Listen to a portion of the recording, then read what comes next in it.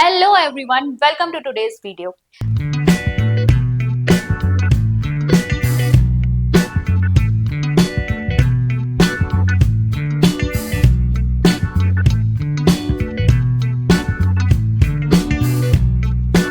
आपको पता ही है कि हमारे अचीवर्स ऐप पर जो एक नया बैच है एलटी का वो ऑलरेडी लॉन्च हो चुका है, लेकिन आप में से बहुत सारे स्टूडेंट्स हमसे ये कह रहे थे कि हम YouTube पे भी आपके लिए क्लासेस लेकर आए। तो बिल्कुल हम YouTube पर भी आप लोगों के लिए क्लासेस रन करेंगे। तो हम जो स्टार्ट करने वाले हैं, हम स्टार्ट करेंगे एकेडमिक एप्टीट्यूड के यूनिट 2 से। ठीक है, यूनिट 1 जो था आपका किससे रिलेटेड था? यूनिट 1 आपका एजुकेशनल आपका फिलोसफी और सोशोलॉजी से रिलेटेड है। अगर हम पहले से ही फिलोसफी वाली चीजें करने लग जाएंगे आप लोग ना थोड़ा सा डिसइंटरेस्टेड हो जाओगे, तो इसलिए हम क्या कर रहे हैं, यूनिट 2 से स्टार्ट कर रहे हैं। यूनिट 2 में भी अब हम क्या करेंगे, आज हम ग्रोथ एंड डेवलपमेंट के टॉपिक से स्टार्ट करेंगे। तो यहाँ हम क्या करेंगे, एमसीक्यूज में यहाँ पर करवाती जाऊंगी और साथ ही साथ आपको कॉन्सेप्ट भी क्लियर करती जाऊंगी। ठीक है, तो चलिए स्टार्ट करते हैं MCQs on growth and development. तो सबसे पहले आप देखेंगे कि ग्रोथ एंड डेवलपमेंट का प्रोसेस क्या है। बेसिक डिफरेंस यहाँ पर ये है कि जब किसी ऑर्गेनिज्म में हमें increase in height, weight, length होते हुए दिखाई देता है तो हम उसे ग्रोथ कहते हैं, यानी वो हमें दिखना चाहिए। ठीक है, और इसीलिए एक लिविंग ऑर्गेनिज्म ही ग्रोथ को शो कर सकता है, एक नॉन लिविंग ऑर्गेनिज्म अपने आप तो बढ़ेगा नहीं। ठीक है, डेवलपमेंट क्या होता है? डेवलपमेंट में सिर्फ फिजिकल ग्रोथ नहीं आती, उसमें आपके बहुत सारे एस्पेक्ट आते हैं कि वो संज्ञानात्मक रूप से कितना आगे बढ़ रहा है, इमोशनल रूप से कितना आगे बढ़ रहा है व्यक्ति, सोशली वो कितना ग्रो आपका डेवलप हो रहा है। तो ये सारे एस्पेक्ट जो हैं मिलाकर जो ओवरऑल पर्सनालिटी में जितनी भी चीजें होती है वो डेवलपमेंट बनाती है। तो वृद्धि जो होती है वो आप माप सकते हैं क्योंकि हाइट वेट की बात कर रहे हैं, जबकि डेवलपमेंट की अगर हम बात करें तो इतने सारे एस्पेक्ट्स में वो हो रहा है कि हम वहां पर सिर्फ उसे क्वालिटी के रूप में बता सकते हैं कि पहले से बेहतर हुआ है या पहले से खराब हुआ है, कि पहले से ये सोशली अब ज्यादा अवेकन हो गया है, ये ज्यादा लोग पार्टीज में जाता है, ज्यादा दोस्त बनाता है, पहले ये इतना सोशलाइज नहीं करता था। तो हम क्या कर रहे हैं, बता रहे कि इसका सोशल डेवलपमेंट पहले से बेहतर हुआ है या पहले से खराब है। तो इसी तरीके से आप देखेंगे कि जो ग्रोथ और डेवलपमेंट होता है उसमें ये बेसिक डिफरेंस है। ग्रोथ क्या है, वो सिर्फ फिजिकल टर्म्स में हम देख रहे हैं, डेवलपमेंट क्या है उसमें हम बहुत सारे एस्पेक्ट्स देख रहे हैं। इसीलिए ग्रोथ क्या हो जाती है, हमेशा क्वांटिटेटिव है जिसे हम मेजर कर सकते हैं, और डेवलपमेंट क्या है, क्वालिटेटिव, जिसे हम सिर्फ पहले से बेहतर या खराब ये हम बता सकते हैं। तो अभी आपके सामने क्वेश्चन क्या है कि विकास की प्रक्रिया में बालक के अंतर्गत किस प्रकार का परिवर्तन आता है। हम डेवलपमेंट की बात कर रहे हैं कि डेवलपमेंट में किस प्रकार का यहाँ पर चेंज आता है। अब एक चीज और ध्यान में रखो, मैंने अभी आपको बताया कि डेवलपमेंट में बहुत सारे एस्पेक्ट्स होते हैं। क्या क्या होता है, हम इसके एस्पेक्ट देखें तो physical development, social development, moral development, ठीक है, इसके अलावा emotional development, intellectual development and so on, बहुत सारे एस्पेक्ट्स आ गए। फिजिकल डेवलपमेंट भी इसी के अंतर्गत आता है। फिजिकल डेवलपमेंट एक्चुअली क्या है, ग्रोथ ही तो है, यानी growth is a part of development, growth भी डेवलपमेंट का हिस्सा है। अब ग्रोथ है क्वांटिटेटिव, डेवलपमेंट ओवरऑल हो रहा है क्वालिटेटिव।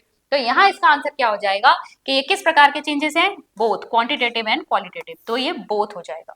नेक्स्ट पे चलेंगे, which one of the following is the correct relationship between growth and development. इन दोनों के बीच में क्या रिलेशनशिप है, development and when growth stops, growth and development start and end together, growth stops but development continues, both are same and simultaneous. तो देखिए आपकी जो ग्रोथ है वो एक समय के बाद रुक जाती है, आपकी हाइट जो है वो एडोलेसेंस स्टेज तक बढ़ेगी, उसके बाद मेच्योरिटी तक वो रुक जाती है, यानी इसके बाद हाइट दोबारा नहीं बढ़ती। तो ग्रोथ एक लेवल तक ही होती है या फिर आप कहेंगे लाइफ की एक स्टेज तक ही होती है, जबकि डेवलपमेंट चलता रहेगा थ्रू आउट लाइफ। आप किसी ना किसी एस्पेक्ट में तो डेवलप कर रहे हो, इमोशनली डेवलप कर रहे हो, सोशली डेवलप कर रहे हो। आपके दादा दादी वगैरह आप देखोगे वो अभी भी मोबाइल चलाना सीख रहे हैं, है ना, अपनी इस एज में भी, यानी लर्निंग तो हो रही है। तो डेवलपमेंट जो है थ्रू आउट लाइफ चलता रहता है, लेकिन ग्रोथ आपकी एक स्टेज के बाद रुक जाती है। तो यहाँ पर आपका ऑप्शन हो जाएगा, इसमें कौन सा संबंध सही है बता रहे हैं, growth and development start and end together, नहीं ये नहीं होता है। Development ends when growth stops, ये भी नहीं होगा। ग्रोथ स्टॉप्स पर डेवलपमेंट कंटिन्यू, ये सही है। ठीक है, ग्रोथ आपकी रुक सकती है लेकिन डेवलपमेंट कंटिन्यू करेगा। क्वेश्चन नंबर 3 देखेंगे, विच of the following factors affects development. तो यहाँ पर आप देखेंगे हेरिडिटी, यानी जो जीन्स हमें हमारे पेरेंट्स से मिले हैं एनवायरमेंट यानी जैसी भी हम एनवायरमेंट में रह रहे हैं, जैसा हमें खाना पीना मिल रहा है, जैसी स्कूलिंग हमें मिल रही है, जैसे लोगों के संपर्क में हम आ रहे हैं, वो एनवायरमेंट को डोनेट करता है, डिनोट करता है।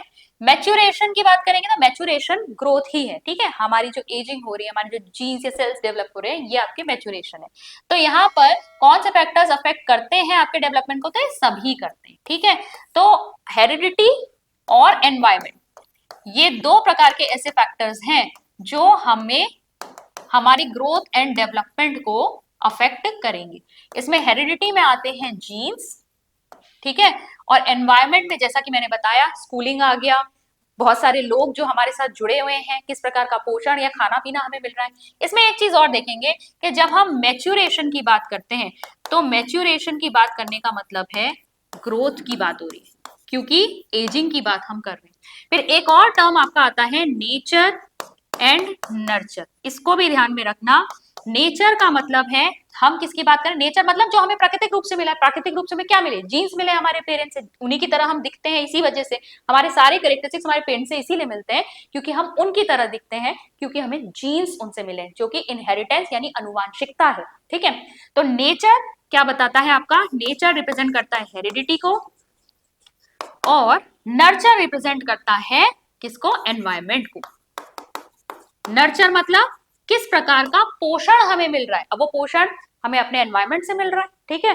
तो नेचर और नर्चर, मैच्योरेशन, ये सारे कभी कभी ना टर्म्स घुमा के दे देते हैं, पूछते वही चीज है, ग्रोथ और डेवलपमेंट ही पूछ रहे हैं या फैक्टर्स ही पूछ रहे हैं, लेकिन आपके नेम चेंज कर देंगे। तो इसलिए ये सब चीजें ध्यान में रखनी है। हिंदी में भी देख लो इस क्वेश्चन को, निम्नलिखित में से कौन सा कारक विकास को प्रभावित करता है, तो ये सभी है, ठीक है। In which stage does language development take place rapidly, तो देखिए अब आपकी ना ग्रोथ एंड डेवलपमेंट की बहुत सारी स्टेजेस होती हैं। इन्फेंसी होती है, early childhood, letter childhood, adolescence, और उसके बाद क्या होता है आपका अडल्टहुड। तो यहाँ पर पूछा गया है कि लैंग्वेज डेवलपमेंट जो है सबसे तेजी से कौन सी आपकी स्टेज में होता है, तो ये आपका अर्ली चाइल्डहुड स्टेज में, जब बच्चा स्कूल वगैरह भी जाएगा तो उसका लैंग्वेज डेवलपमेंट तेजी से होता है। संग्रह करने की प्रवृत्ति प्रमुख लक्षण है, प्रौढ़ावस्था का, किशोरावस्था का, बाल्यावस्था का, शैशवावस्था का। संग्रह करना मतलब इकट्ठा करके रखना, जैसे छोटे बच्चों को आपने देखा होगा, उनकी आदत होती है कॉइन्स इकट्ठे करने की, स्टैम्प्स इकट्ठे करने की, स्टिकर इकट्ठे करने की। तो ये संग्रह करने की प्रवृत्ति हमें किसमें देखने को मिलती है, बाल्यावस्था में देखने को मिलती है, चाइल्डहुड स्टेज में, ठीक है। तो स्टेजेस आपको पढ़नी है और उनकी कैरेक्टरिस्टिक्स आपको पता होनी चाहिए। वृद्धि के अंतर्गत सम्मिलित पक्षों के संदर्भ में असत्य है, तो वृद्धि के अंतर्गत आने वाले पक्षों में आप देखेंगे यहाँ पे कौन कौन से एस्पेक्ट जो है ग्रोथ में इन्वॉल्व है। शारीरिक पक्षों से संबंधित है, करेक्ट है, बिल्कुल फिजिकल एस्पेक्ट से है। लास्ट फॉर लाइफ यानी जीवन पर्यंत होती है, ग्रोथ में मैंने आपको बताया था ये रुक जाती है, तो यही स्टेटमेंट हमारा जो है राइट आंसर है। फिर भी देख लेते हैं, ये क्वांटिटेटिव है, बिल्कुल है, आप मेजर कर सकते हो, आज 4 फीट का था, कल 6 फीट का होगा। Then height, weight etcetera examples of growth, ये भी सही है, यानी यही ऑप्शन आपका रॉन्ग आ रहा है, इट लास्ट फॉर लाइफ, ठीक है। जीवन पर्यंत कौन चलता है, डेवलपमेंट, क्या कहते हैं उसे, कब तक चलता है, टॉम्ब से वर्म तक। ये चीज भी ध्यान में रखेंगे, अगर कोई पूछे कि जब हम ग्रोथ एंड डेवलपमेंट की स्टडी करते हैं तो कौन सी स्टेज से कौन सी स्टेज तक करते हैं, तो जब बच्चा माँ के गर्भ में आ जाता है तब से लेकर जब तक उसकी डेथ नहीं होती तब तक की हम ग्रोथ एंड डेवलपमेंट को स्टडी करते हैं एजुकेशनल साइकोलॉजी में। नेक्स्ट है विकास के संदर्भ में सत्य है, विकास के संदर्भ में सत्य स्टेटमेंट यानी ट्रू स्टेटमेंट आपको बताना है। विकास में सभी पक्षों के परिवर्तन सम्मिलित हैं, बिल्कुल सही। विकास गर्भ से प्रारंभ होकर मृत्यु तक चलता है, बिल्कुल सही। विकास मात्रात्मक है और गुणात्मक भी, बिल्कुल सही, उपर्युक्त सभी, डी ऑप्शन। प्रथम 3 वर्षों में विकास तीव्रता से होता है किंतु उसके बाद गति धीमी पड़ जाती है, परंतु फिर भी विकास जारी रहता है, यह विकास का कौन सा सिद्धांत है। देखिए आपके ग्रोथ एंड डेवलपमेंट के बहुत सारे प्रिंसिपल्स हैं, वो प्रिंसिपल्स आपको पता होने चाहिए। तो यहाँ पे कह रहे हैं कि पहले जो है विकास कुछ 3 वर्ष में, यानी कि जब बच्चे का जन्म होता है उसके बाद 3 वर्षों तक विकास बहुत तेज होता है, फिर थोड़ा स्लो हो जाता है, लेकिन उसके बाद फिर से तेज होता है एडोलेसेंस स्टेज यानी किशोरावस्था में। तो यहाँ पर आपसे पूछा गया ये कौन सा सिद्धांत है, निरंतरता का सिद्धांत, व्यक्तिगत भिन्नता का सिद्धांत, समान प्रतिमान का सिद्धांत, इनमें से कोई नहीं। तो यहाँ पर है प्रिंसिपल ऑफ कंटिन्यूटी, यानी कि चाहे तीव्र हो चाहे स्लो हो लेकिन चलता निरंतर रहेगा विकास, ठीक है। प्रिंसिपल ऑफ कंटिन्यूटी इसका सही आंसर है। अब एक चीज और देखेंगे, मैं आपको 2 प्रिंसिपल्स और समझा देती हूँ। एक है आपका सिफेलोकॉडल प्रिंसिपल, ठीक है, सिफेलोकॉडल प्रिंसिपल जिसका मतलब होता है हेड टू टो, ठीक है। यानी विकास जो है आपका, ये विकास की दिशा बता रहा है। विकास कब होता है? हेड से लेकर टो में होता है। हेड से टो में हम कैसे कह सकते हैं? देखिए, सबसे पहले जो छोटा बच्चा होता है, जब आप उसे बिस्तर पे भी लेटा हुआ होगा ना, सबसे पहले उसका साउंड की आवाज, अगर उसके इस दोनों तरफ से चुटकी बजाओ या फिर ताली बजाओ, तो वो साउंड की दिशा में अपना हेड टर्न करता है। तो सबसे पहले डेवलपमेंट कहाँ शुरू हुआ? हेड से। फिर इसके बाद उसके हेड, फिर नेक पे आया। फिर इसके बाद देखेंगे, जब डेवलपमेंट और नीचे की तरफ आता है तो वो अपने हाथों को हिलाना शुरू करता है। ठीक है, कोई भी झुंझुना उसे पकड़ाओगे वो उसे हिलाएगा। फिर इसके बाद अपने हाथों की सहायता से, जब डेवलपमेंट धीरे धीरे नीचे आएगा, उसकी बैकबोन में नीचे को जाएगा, तो हाथों की सहायता से वो बैठना शुरू करेगा। और लास्ट में जब डेवलपमेंट पैरों में आता है तो फिर वो चलना शुरू करता है। यानी डेवलपमेंट कैसे बढ़ रहा है? हेड से लेकर टो में बढ़ रहा है, टॉप टू बॉटम। ये है सिफेलोपॉडल प्रिंसिपल। दूसरा प्रिंसिपल आपका होता है प्रॉक्सिमोडिस्टल प्रिंसिपल। प्रॉक्सिमोडिस्टल प्रिंसिपल। प्रॉक्सिमोडिस्टल प्रिंसिपल का मतलब है, अगर हम यहाँ पर एक सर्कल ड्रॉ करें तो सेंटर से बाहर की ओर, ठीक है, यानी केंद्र से कहा? बाहर की ओर जा रहा है। डेवलपमेंट कैसे आएगा यहाँ पर? देखो, सबसे पहले बैकबोन में डेवलपमेंट होना शुरू हुआ, वो धीरे धीरे बाहर की तरफ आता है। जब यहाँ बाजुओं में आएगा तो अपने हाथों को हिलाना शुरू करेगा। इसके बाद जब हाथ में हथेली पर आएगा तो वो चीजों को पकड़ना, फीडर अपनी बॉटल वॉटल जो है वो पकड़नी शुरू कर देता है। इसके बाद जब उंगलियों में डेवलपमेंट आता है तो वो आपका पेंसिल पकड़ना शुरू करता है। तो डेवलपमेंट केंद्र से लेकर बाहर की ओर को जा रहा है, ये है प्रॉक्सिमोडिस्टल। और ये दोनों ही डेवलपमेंट के डायरेक्शन को बताते हैं। इसके अलावा भी आपके प्रिंसिपल्स होते हैं। चलिए आगे बढ़ेंगे। Which of the following is external factor of development? Experience conditions, social conditions, life experiences, all of the above। देखो, हमारे डेवलपमेंट को प्रभावित करने वाले दो तरह के कारक होते हैं, इंटरनल और एक्सटर्नल। इंटरनल मतलब आंतरिक, जो हमारे बॉडी के अंदर उपस्थित है, जैसे हमारे जीन्स हो गए, हमारे हार्मोन्स हो गए, ये सब हमें अफेक्ट करते हैं हमारे ग्रोथ और डेवलपमेंट को। जैसे जीन्स होंगे, जैसे हार्मोन्स होंगे, वैसा ही हमारा डेवलपमेंट होगा। और कुछ आपके एक्सटर्नल फैक्टर्स होते हैं जो हमारे एनवायरमेंट में उपस्थित है, जो हमारी बॉडी के बाहर है, वो भी तो हमें प्रभावित कर रहे हैं, उनकी वजह से भी हमारा ग्रोथ एंड डेवलपमेंट जो है वो प्रभावित हो रहा है। तो यहाँ पर एक्सपीरियंस यानी अनुभव जो हो रहे हैं, सोशल कंडीशन यानी जैसी सामाजिक परिस्थितियां हैं हमारे सामने, और लाइफ एक्सपीरियंस है, जीवन के अनुभव, ये सभी हमारे एक्सटर्नल फैक्टर्स है जो हमारे डेवलपमेंट को प्रभावित करते हैं।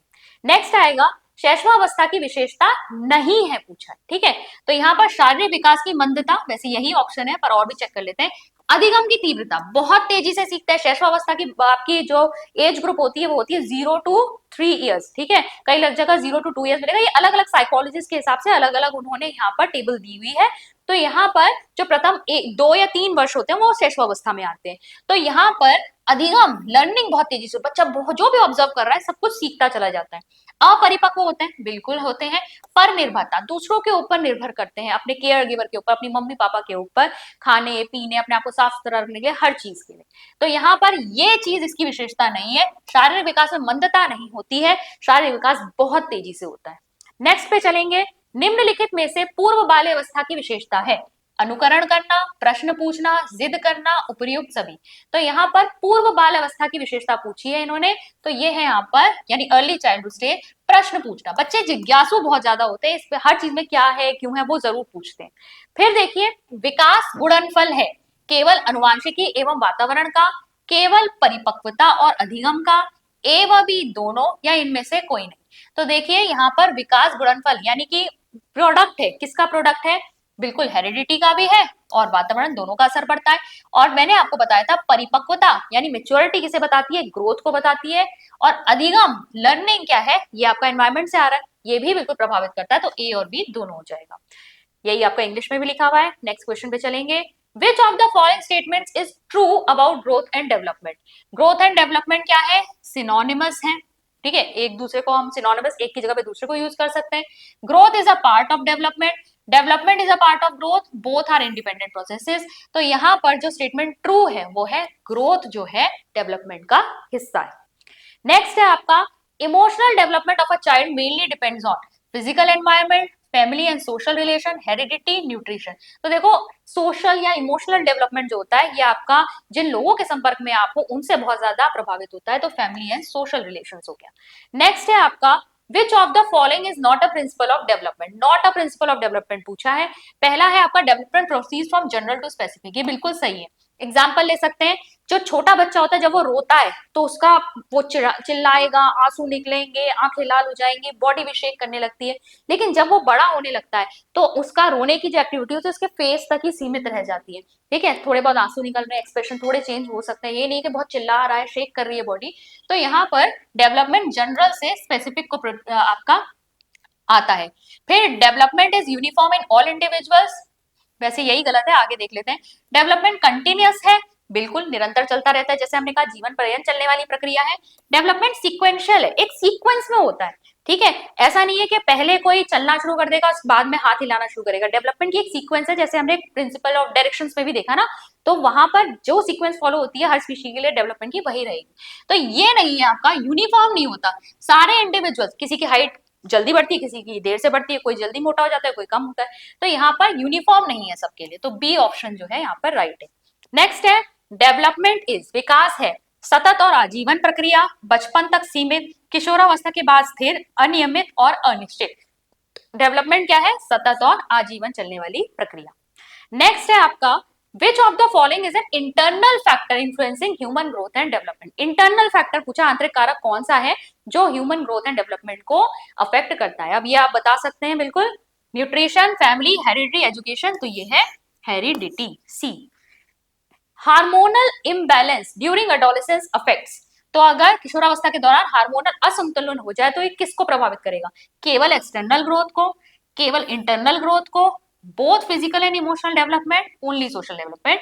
तो जब हार्मोन का इम्बैलेंस होता है एडोलेसेंस किशोरावस्था में तो हमको देखने में मिलता है कि उनकी फिजिकल डेवलपमेंट पे भी प्रभाव पड़ेगा, इमोशंस पे भी प्रभाव पड़ता है। आपको पता ही होगा कि मूड स्विंग्स वगैरह बहुत होते हैं, बहुत सारे इमोशनल इनके आउटेजेस होते हैं। क्यों? क्योंकि यहाँ पर इनके अंदर कितने सारे चेंजेस चल रहे हैं।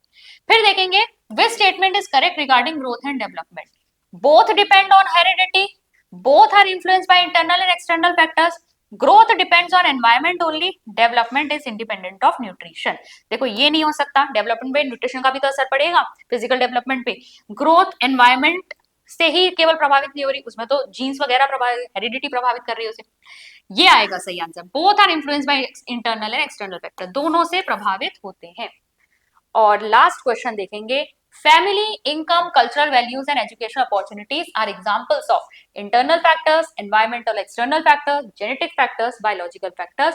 तो यहाँ पर ये आपका क्या बन रहे हैं, ये कंस्टिट्यूट करते हैं environment and external factors। तो आज हमने ग्रोथ एंड डेवलपमेंट का बहुत बेसिक कॉन्सेप्ट समझा है। ठीक है, अभी तक मैंने कोई टफ क्वेश्चंस यहाँ पर लिए नहीं है, ना ही क्वेश्चंस को बहुत घुमा फिरा के पूछा है, पर जैसे जैसे हम आगे बढ़ेंगे हम यहाँ पर एग्जाम के ओरिएंटेड जो आपके क्वेश्चंस पूछे जाते हैं, हालांकि एलटी में एग्जाम में आपके बेसिक फैक्चुअल क्वेश्चन भी आते हैं, ऐसा नहीं है कि इसमें से क्वेश्चन नहीं आते, ऐसे भी क्वेश्चन आए हैं वहां पर।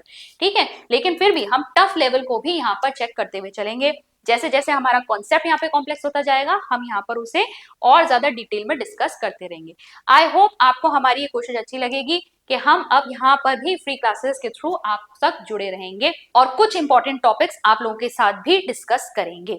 फिर भी अगर आप स्ट्रक्चर वे में कंप्लीट एलटी की प्रिपरेशन हमारे साथ करना चाहते हैं तो पेपर 1 हमने ऑलरेडी स्टार्ट कर दिया है, आप हमसे जुड़ सकते हैं। उसके लिए आपको बस अचीवर्स ऐप डाउनलोड करनी है। डाउनलोड करने के लिए लिंक नीचे आपको डिस्क्रिप्शन बॉक्स में मिल जाएगा और कमेंट में भी पिन किया हुआ है।